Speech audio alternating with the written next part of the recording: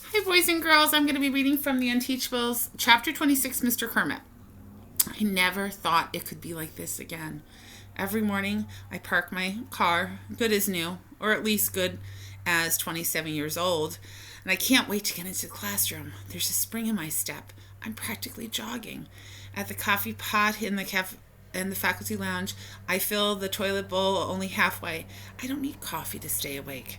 I'm firing on all cylinders, as jumping Jake Terranova might say. Even the name doesn't sour me the way that it once did. I'll never be able to forgive the cheating scandal, but there's no denying the role Jake played in turning the class around. The class.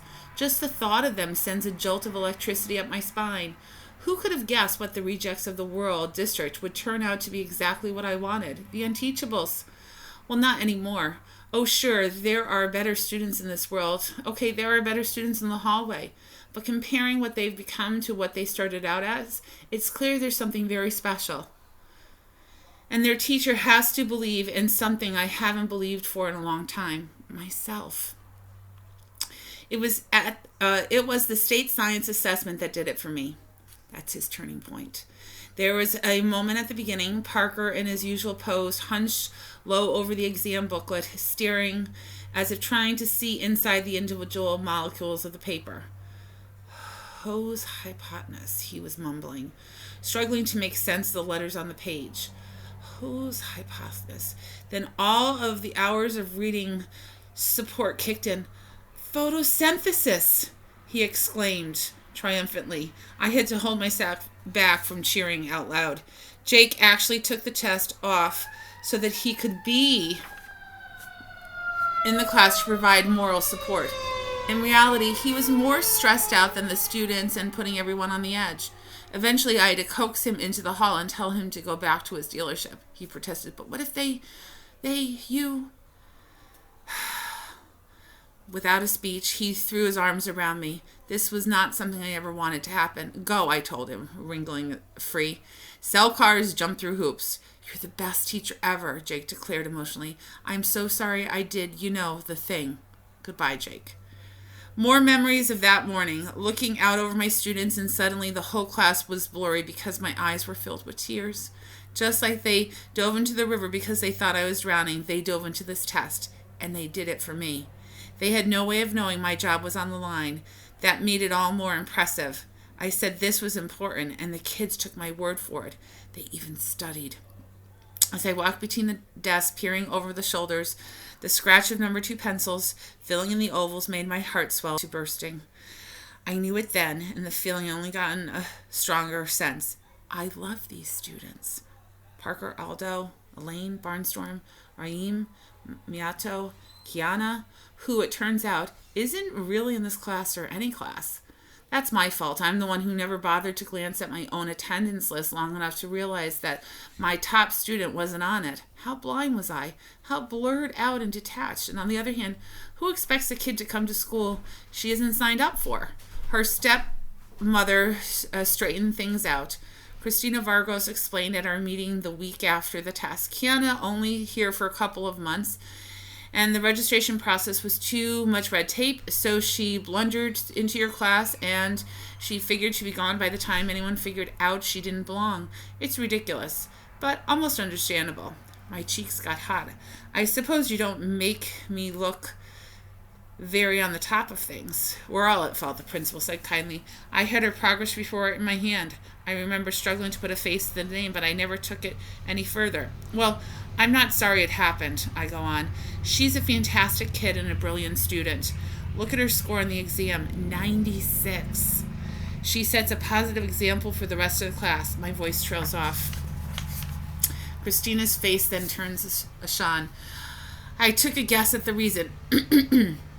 Are you moving her because her science scores proves she doesn't belong with the kids? I'm not moving her, she replies grimly. Her stepmother specifically asked that Kiana stay with you. Demanded, actually. But there's something else. I sit back waiting. Christina takes a deep breath. This is difficult, Zachary. I hate to be the person to give you the news. The truth is, you won't be a teacher here much longer. It comes so far out of left field that I'm shocked into silence.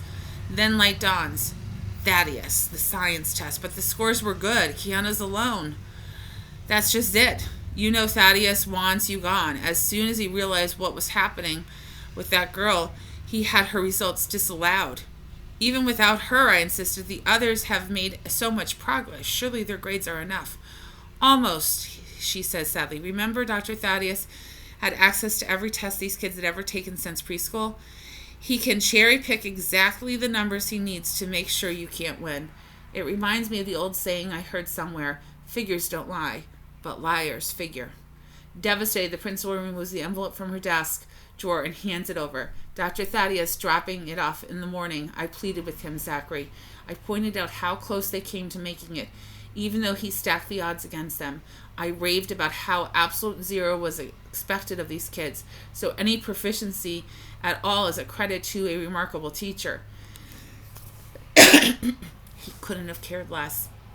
He said even if they had fallen short of 1/1,000,000th of 1%, it wouldn't have changed anything. She's still taking, weeping practically. I can't even make any of this out.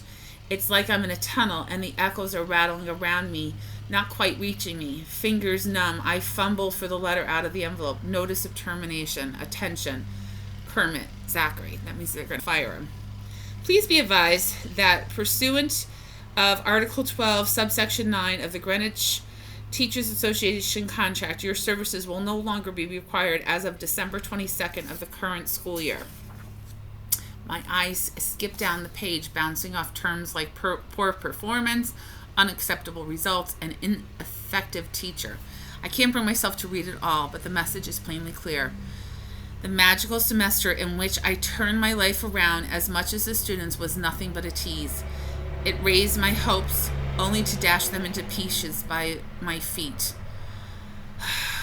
It restored my faith in teaching and myself purely to the taste would be all the more bitter now. I'm fired, sacked, kicked to the curb, given the boot as of December 22nd. Merry Christmas. Worst of all, my career is going to end 6 months too soon to qualify for me for early retirement. Fade to black. I barely hear Christina's tearful words of sympathy as I wander out of her office. Instead of heading to room 117, I stagger through the main doors and find the parking lot. I can't face the kids, not now, when I'm still so stunned. What would I say to them? How could I explain it? I don't blame them for the superintendent's malice, but how could I ever convince them that it isn't their fault? I have to find those words eventually, but not today. The outside world sounds different than it usually does, subdued, muffled. Somehow my feet carry me to my car and I climb behind the wheel, and the locks haven't worked in more than a decade. The car starts in its customary cloud of burned oil. Outside it begins to rain. Of course it rains. It always is going to rain. This is such a sad point in the story. And I activate the lone functioning wiper. Too bad it isn't the one on the driver's side. I squint through the water-spattered windshield. At least it's forcing me to watch the road. Otherwise, I probably would warp the car around the telephone pole. At the entrance to the parking lot, I signal left and press the gas. There's a loud pop, followed by a clatter, and eventually goes quiet. I try the key a few more times. Nothing. Not even a feeble attempt to catch. The turn signal clinks once more, and then it dies too. Oh, so symbolic that his car dies. I get out of the car and open the hood. To my amazement, nothing's there. A closer inspection, I spy the motor lying on the pavement next to the battery, the radiator, the transmission, and a lot of other stuff that used to be attached to the car. Over a quarter of a century with this car, I thought I had seen it all. Wrong again. This is an ex-Coco nerd. It's raining harder and I'm getting soaked. There's probably something I should be doing, but what? Call a tow truck? Why? This heap of scrap metal isn't really a car anymore. Inform the school that their driveway is blocked. They'll figure it out sooner or later. I flip the collar of my jacket and start walking towards home. Oh, this is so devastating. Chapter 27. Kiana. The first day I'm officially a student in Mr. Kermit's class, and Mr. Kermit doesn't even show up. It doesn't bother us at first. It reminds me of the beginning of the year when Ribbit was late every day. It takes a long time to fill a coffee cup the size of a bathtub. I guess we get a little loud, and when Miss Fountain sticks her head into the room, we quiet down in a hurry. She's frowning. Where's Mr. Kermit? And we stare back at her blankly. How should we know? We listen to her high heels clicking urgently down the hall. Do you think we're getting a sub, said Raheem. Please don't let it be the dawn of the dead, Barnstorm groans. 10 minutes later, we hear running footsteps in the corridor, and Jake Terranova bursts into room 117. Hi, guys. Sorry I'm late. Mr. Kermit can't make it today. Are you our sub? Parker asks. Not exactly, he says, but since you're coming to the dealership later anyway, Emma, Miss Fountain, I mean, well, why bring in a substitute for just a couple of hours? Is that legal? Miato inquires. Technically, Miss Fountain is covering both classes. Think of me as an assistant. You know, a volunteer. Is Mr. Kermit sick? Raheem asked. Nah, Jake shrugs this off. I mean, not really. He might be upset a little. I jump on that. Upset about what? Jake is flustered. There's obviously something wrong that we're not supposed to know about. And Jake has the kind of face that can't hide secrets. When you're the boss of a giant car dealership and you don't have the answer from your employees because what you say goes, but that doesn't work with a bunch of kids. It's a science test, isn't it? Aldo says. I flunked and now Ribbit won't come to school? Barnstorm crackles. If that's how it went, you'd have been in empty classrooms your whole life. Is that it? Elaine rumbles. Did we fail the test? The babble of agitated voices grow louder until Jake waves his arm for quiet. He perches on the edge of the teacher's desk and motions us close. Okay, I'll tell you, but you have to promise not to say anything to her. He motions over his shoulder in the direction of Miss Fountain's room. What he reveals turns our blood to ice. Dr. Thaddeus, superintendent of the whole school district, has been out to get Mr. Kermit all year. He found a way to use our scores on a test science assessment to get Ribbit declared as incompetent teacher. He'll be out of a job at the end of the term. I knew it, Aldo rages. We flunked the test. You didn't, Jake said. None of you did. It's numbers game. If you fiddle with them enough, you can get them to say anything. It's no game, I said bitterly. It's our teacher, and he's getting fired for no reason. Why does that guy Thaddeus think he is? Barnstorm growls. He's like Voldemort and Darth Vader rolled into one, Miato adds. Miss Fountain appears in the doorway. Since Mr. Kermit's absent, I thought it would be nice if both classes shared circle time today. She picked the worst possible time for an invitation. Circle time? When our teacher's getting shafted? A chorus of protest begins in our throats, one that Jake silenced by raising his warning finger. Circle time sounds great. Miss Fountain? Jake accepts on her behalf. We'll be right there. It's the last thing we're in the mood for.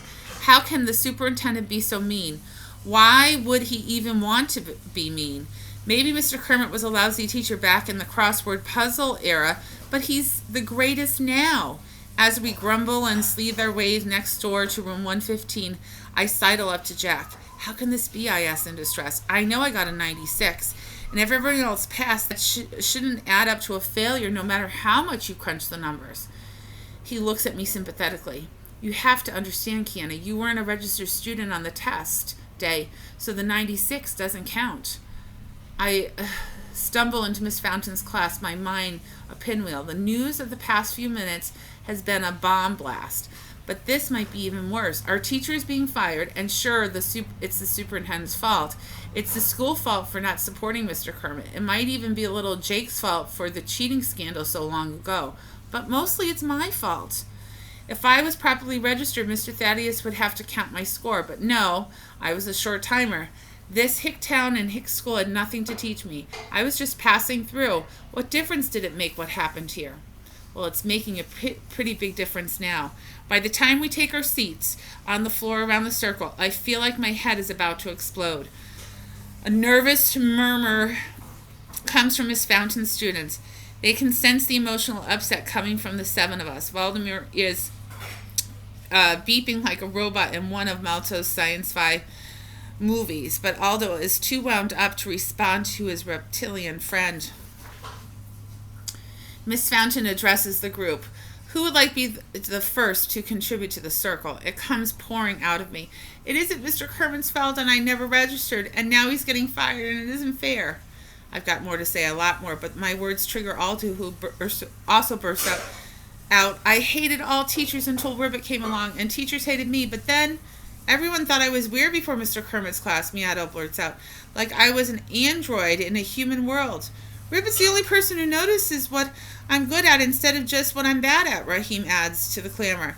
I used to be stupid before, Mr. Kermit, barks Parker. Nobody even tried to get me any help.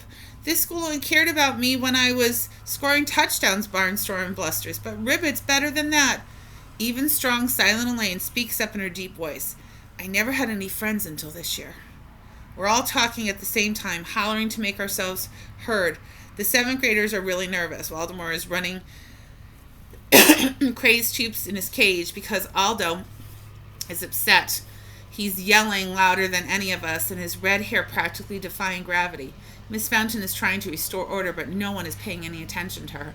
Finally, as she inserts both index fingers into her mouth and unleashes an ear-splitting whistle that threatens to have plaster raining down on us from the ceiling. It isn't very circle time, but it gets the job done. Silence falls, and we stare at the young teacher in awe. How did such a large noise come from such a small person? Thank you, she says, her quiet self again. Now, where did you kids hear that Mr. Kermit won't be back after the end of the semester? Nobody answers. But we all look over to Jake's direction, and Miss Fountain glares at him. He shrugs helplessly. It just slipped out. Miss Fountain takes a deep breath. Mr. Terranova, please stay with the group while I take Mr. Kermit's students back to their own room. We've had enough circle time for today. She sweeps us back to room 117. This is so unfair. I'm still shaking with anger. How can they do this to Mr. Kermit? How can they do this to us? Miss Fountain tries to be sympathetic and reasonable at the same time. I agree with you, Kiana. It's very upsetting. But there's nothing we can do about it. Even Principal Vargas, this is above her level too. It comes straight from the district's office. Parker is bitter. Mr. Kermit helped every single one of us. And what can we do to help him back? A big fat zero? Something stirs in the back of my head. Something I heard a long time ago. Something Miss Fountain said. And then I have it. The science fair. What about it, Barnstorm gropes? Haven't we had enough science in one lifetime? I turned to Miss Fountain. Remember on the bus ride to Mr. Terranova's Motors when you tried to convince Mr. Kermit to have us enter the science fair? She looked annoyed. That was supposed to be a private conversation. Well, I heard it. You told them the winning team gets 10 points added to all their scores on the science assessment. Would that be enough to put us over the top and save Mr. Kermit's job? Suddenly, all eyes are on Miss Fountain, waiting for her answer. I'm sure it would, she said finally, but remember, Mr. Kermit's answer was no to the science fair. Yeah, but that was before he got canned, Barnstorm reasons. That changes everything, right? She shakes her head. Mr. Kermit is a very private person. He wouldn't want you to take his personal problems onto yourselves. But what if you don't tell him about it, right? He muses. Be serious, Miss Fountain insists. He's still your teacher until the end of the term. How can you expect to do a science fair project and keep it a secret from him? Terranova Motors, I exclaim. I bet Jake will let us work there. Miss Fountain, we can do this. I know we can. But now the others are grouped around me, and we're confronting Miss Fountain as if daring her to say no. Entering doesn't mean you're going to win, she reminds us. But not entering means we lose for sure, Miato counters. It'll be a long shot, the teacher warns. You'll have to have a don't even have a topic yet, and the other groups have already been working for weeks. So it's a yes, I prompt. The cheers that erupts when Miss Fountain nods is loud enough to bring Jake running into the next room. He loves the idea and pledges to do everything he can do to help us, courtesy of his dealership. Rule 1, which Miato calls the private directive. Mr. Kermit is not allowed to know about the project. He finds out the deal is off. We'll up our Terranova Motor visits to 3 afternoons per week. Miss Fountains will come with us if Mr. Kermit will look after her class. We'll work weekend too, whatever it takes. After lunch, Jake acts as our chaperone on the minibus over to the dealership. As excited as we are, the ride is somber. With Mr. Kermit's job on the line, the stakes are pretty high, and we haven't even started planning yet. Do you really think we can pull this off? Parker asked. Have you even seen the kind of kids who entered the science fair? They're like smart. There are different kinds of smart, Jake puts in positively. School is important, but there are things you can't learn from books. You mean the internet? Miato asks. I mean street smarts, Jake explains. I was never the greatest student, but I knew how to scratch the claw and build a business. Trust me, you guys have street smarts coming out of your ears. That's what's going to give you the perfect project. What's the project going to be? Aldo asked. That's what we have to figure out, I say. It can't be too simple because we have to blow the judges away. But we don't have much time either. The science fair is in 3 weeks. The bus pulls up the dealership service area and we file out onto the pavement. We're about to enter the building when Parker points, "Hey, isn't that Mr. Kermit's car?" We look over. On the flatbed tow truck parked outside the service bay sits the rusted remains of an ancient Chrysler that might have once been blue. Parts are strewn all around it, also rusted, some broken. Jake sighs, poor guy, like he doesn't have enough hanging over his head. Now he has to take taxis to school. "When it's going to get fixed?" Miato asks. "You don't fix something like that," Elaine remarks. "You give it a decent burial." Jake nods. "Oh my God, maybe they're going to rebuild the car. That's what they're going to do." "Ooh." Jake nods. "I only towed it here to get it out of the school's driveway. Seems a shame to waste a whole car," Parker muses. "That's no car," Barnstorm retorts. "It's a pile of garbage. It was garbage even when Kermit was still driving it. Have some respect for the dead," I put in. "Respect," Jake echoes. "Emma says her mom picked up the Chrysler. It's older than she is." Miato pipes up. "You know the part in Harry Potter where Mr. Weasley uses magic to enchant the old car to make it fly?"